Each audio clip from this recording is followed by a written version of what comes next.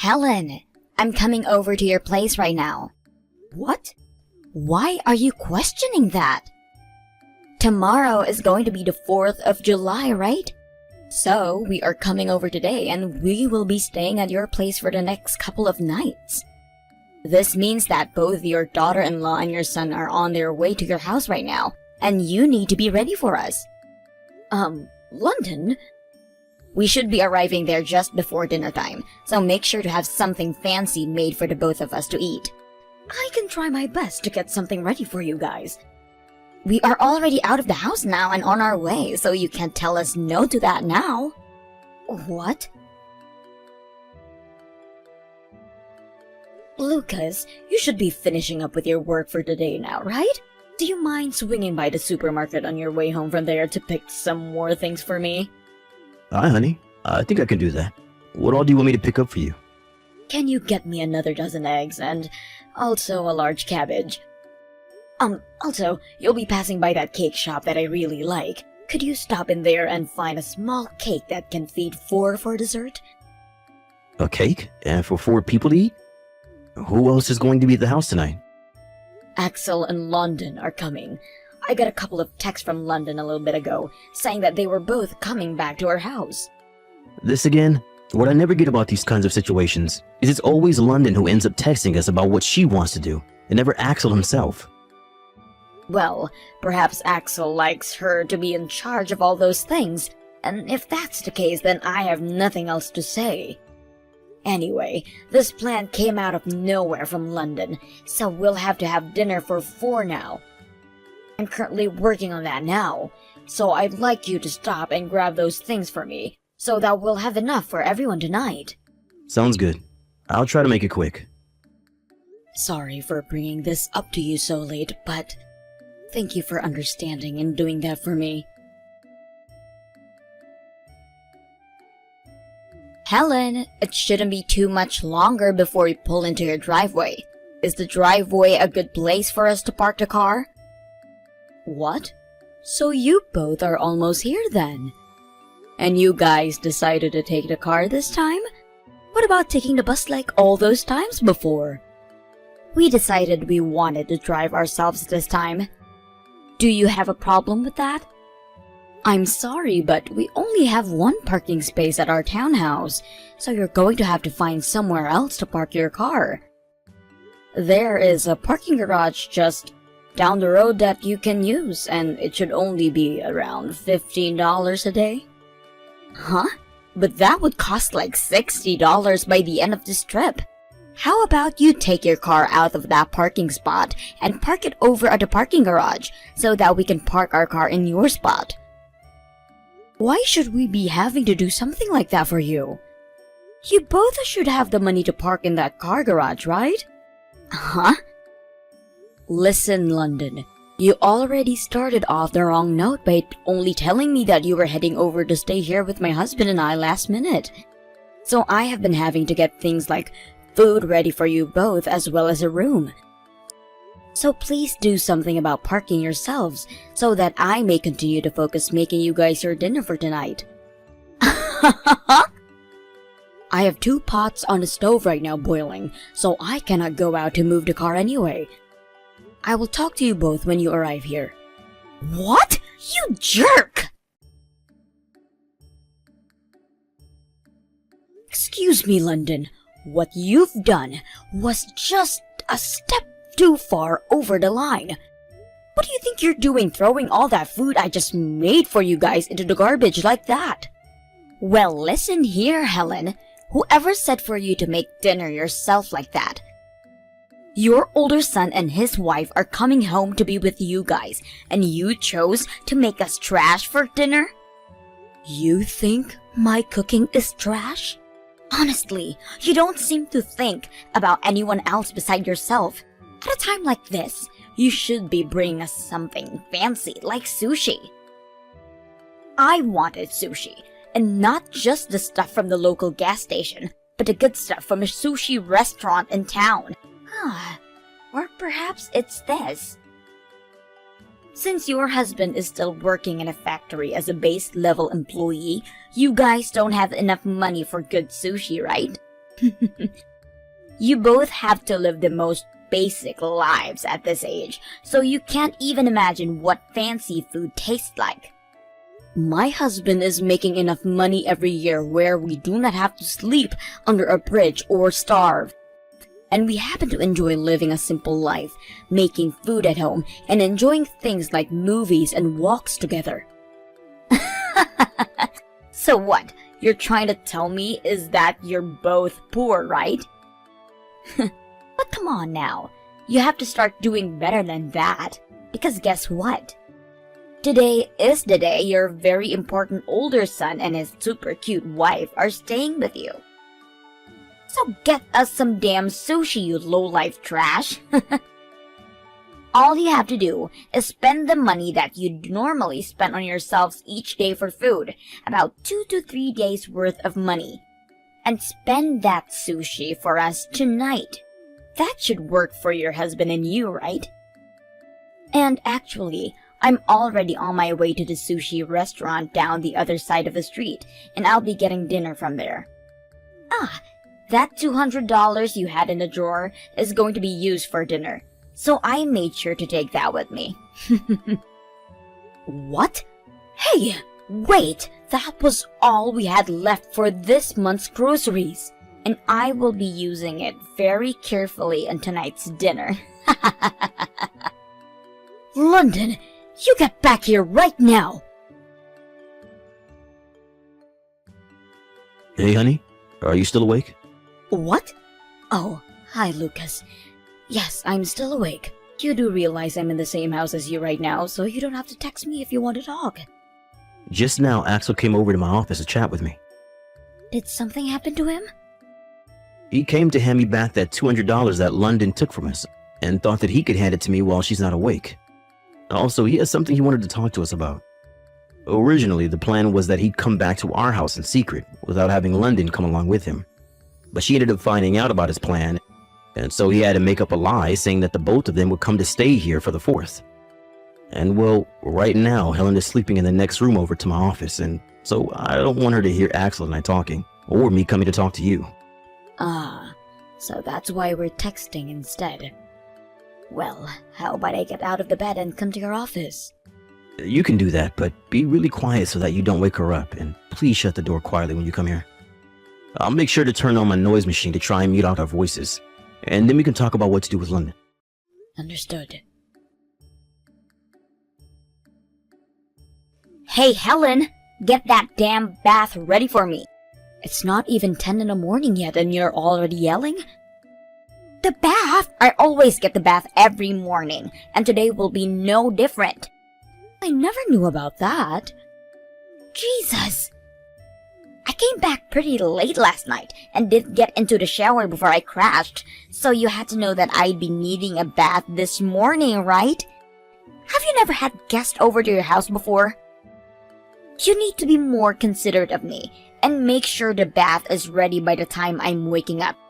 Ah, or could it be that you and your husband don't want to have the water and heating bill go up, and so that's why you guys never use the bath?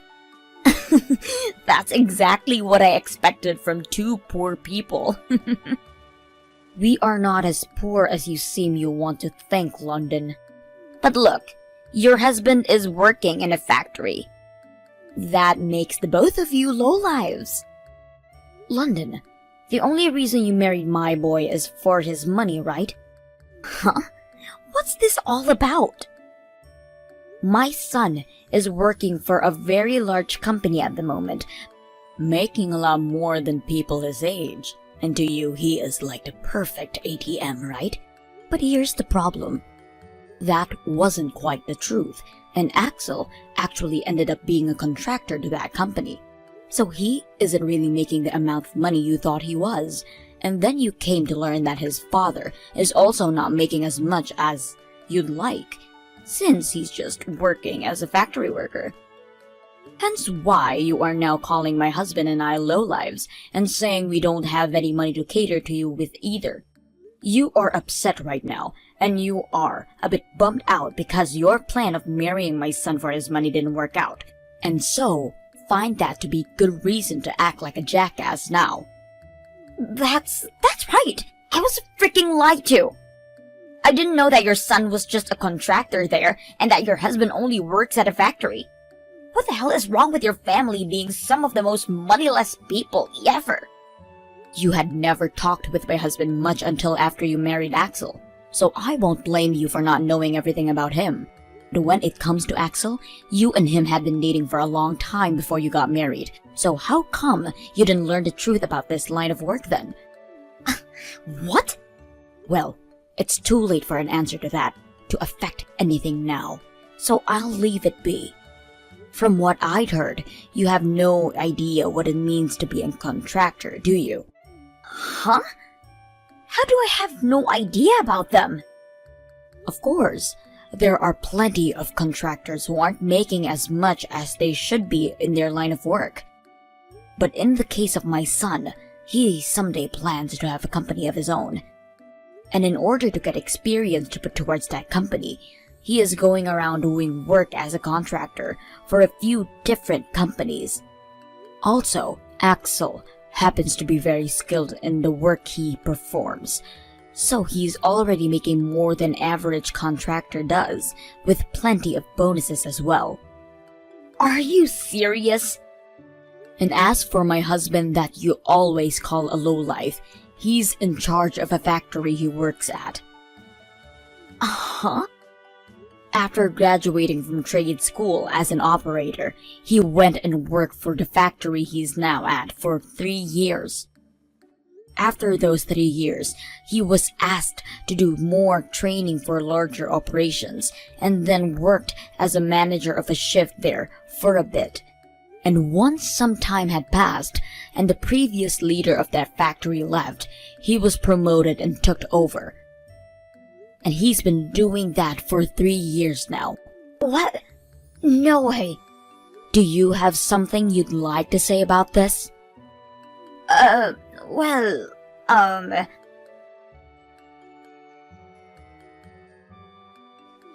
Lucas. Are you out of the house today? Hello, London. What do you want with me right now? I just wanted to apologize to you for not really ever talking to you at all before and after marrying your son. So, do you have time today to meet with me and chat? Well, if you have the time around noon, let's go out to eat and we can take your time talking to one another. Around noon, I don't have any plans out of the house and was thinking of having lunch at home with the family. What? Today is the 4th of July, and because of that, I was able to get the day off work. And that means I'm going to be home all day today. Ah. That also means my son and wife are with me. Do you understand? You're kidding, right? No matter what you try and do to get me to go out with you, this is the last day you'll ever be hearing from me. And I think the same goes for the rest of my family. The last day? Wait, does this mean what I think it means? You're going to be divorcing your wife? Huh? Oh no. That means things from now on are going to get a little more difficult for you, right? Well, if you still need me around, I'll be willing to live with you wherever you go. Shut the hell up and get the hell out of my house now! What? What the hell is going on? Your husband is a total asshole.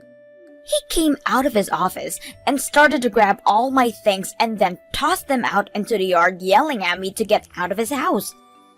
Why the hell am I getting kicked out when it should be you getting kicked out of here in the divorce? Nobody ever said that I was getting divorced, though. The only person I'm aware of who will be going through that is you. What? You really seem to have done a great job lying to my older son, right? What are you talking about right now? There was a man you had been going out with before you married Axel, correct? That's a little... Well, Axel already had someone go and take a look at all that, and he has some great evidence now. Huh? You had planned on using my son as an ATM after marrying him, so that you could go out with that other man on more high-end dates. But when you started to try and get to who you thought was a weak man's money, he turned out to have a tight grip on his wallet. The only money you were able to manage from him was just enough to buy food for you guys while he was working, and that was it. So, you confronted him, and that's when he told you that he was a contractor, where you turned on him and started to complain about why he was giving you such a small amount of money, and that was all due with him being poor. But Helen... This is all stuff that Axel had brought up to his father and I the other night, so some of it might have been a little off. Could you please let me know if I missed something there?